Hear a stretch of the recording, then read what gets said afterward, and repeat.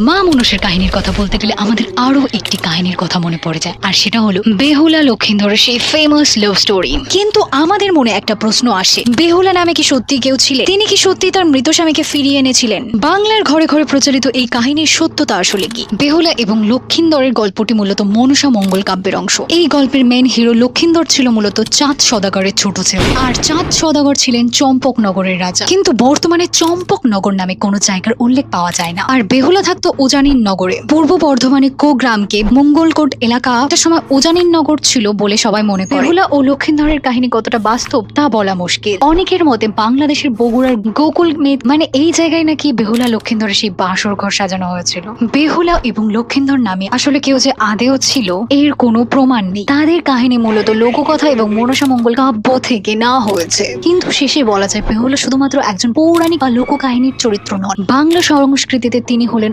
অসাধারণ একজন সাহসী সংগ্রামী নারী।